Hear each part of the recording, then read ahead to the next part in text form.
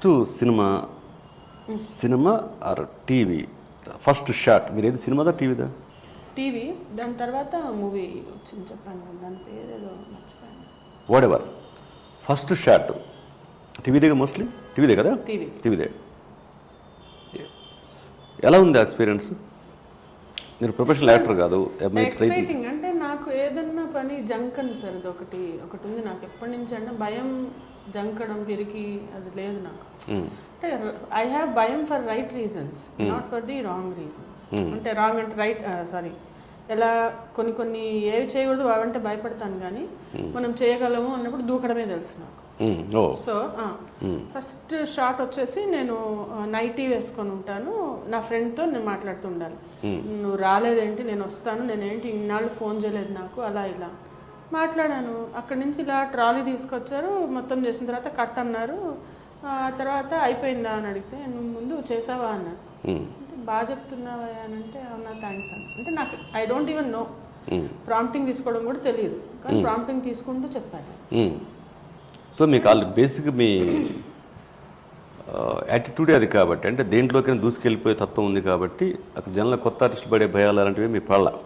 లేదు నాకు, అంటే భయపడడం దేనికి, మనం నాకు రైట్ థింగ్ చేయడానికి భయం అనేది, అంటే యాక్టింగ్ చేయడానికి వచ్చాం చేయాలి కదా, ట్రై చేద్దాం, అడిగి చూస్తాను. Suppose if I don't know something, మీరే డైరెక్టర్ వచ్చి అడుగుతాను, సార్ నేను ఎలా చేయాలి, నేను ఎక్కడ ఉండాలి, నేను ఎట్లా రావాలి, అది అడిగేసి మీరు చెప్తే ఒకటి ఐడియా వస్తుంది నాకు. అంటే అదిగో అండ్ మీరు పలాసులో యాక్ట్ చేశారు కదా, దాంట్లో మేకప్ లేదు మీకు ఆల్మోస్ట్? ఇంకా డల్ మేకప్, ఇంకా వెరీ రియలిస్టిక్ క్యారెక్టర్. ఓకే, మీరు మొన్న ఒక ఇంటర్వ్యూ ప్రోమో చూశాను నేను. బాబు ఫోన్లో మాటి ఫోన్ చేయకని బాబు అంటే చిరాకు పడితే ఎట్లా అని చెప్పేసి ఏడ్చి మీ భర్తను ఏదో అడుగుతుంటారు. నేను అది మీరు నిజంగా మీ బాబు గురించి అలా ఫీల్ అయ్యారో అనుకున్నా. తర్వాత ఇంటర్వ్యూ చూస్తే నాకు తత్వం బోధపడలే, అది మీ పెర్ఫార్మెన్స్ అని. Real fantastic.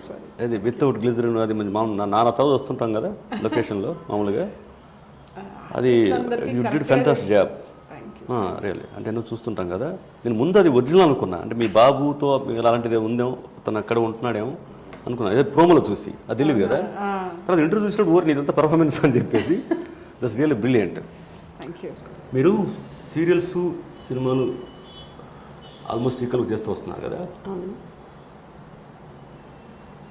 కంఫర్ట్ డిస్కంఫర్ట్ ఎక్కడైనా తేడా అనిపించిందా?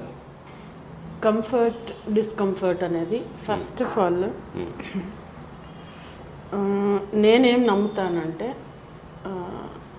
మన కంఫర్ట్ జోన్లో ఉన్నంత వరకు మనకేవి నడిచిరావు మన దగ్గరికి. సో ఎప్పుడైతే మనం ఆ డిస్కంఫర్ట్ అనేది అనేది తీసేస్తే ఇది కంఫర్టే, అది comfort. Correct. Okay, so we have to get into a zone where నా ఎనర్జీ లెవెల్స్ ఇంకా ఉన్నాయా, సపోజ్ ఎక్స్టెండ్ అవుతుందా వర్క్ చేయడానికి, నాకు బాగుందా, నేను కంఫర్టబుల్గా ఉన్నాను అనేది నా వర్క్ పరంగా, క్యారెక్టర్ పరంగా నేను కంఫర్టబుల్ ఉన్నాను, ఇది కంఫర్ట్ అంటే నాకు.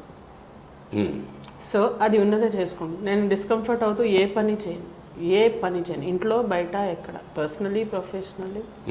So this is what I follow. Did I answer you? Yeah. ఎందుకు ఈ క్వశ్చన్ అడిగానంటే, నేను తను యాక్ట్రెస్ మాత్రమే కాదు, మోటివేషనల్ స్పీకర్, ఇంటలెక్చువల్ జాబ్.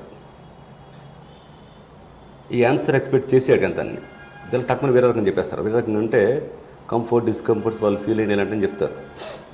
మన ఇంటర్వ్యూకి వచ్చింది కాబట్టి మనం కూడా ఎంతో కొంత మోటివేషనల్ స్పీకింగ్ తీసుకోవాలి కదా, అందుకోసం నాకు క్వశ్చన్ అడిగా. అది మ్యాటర్.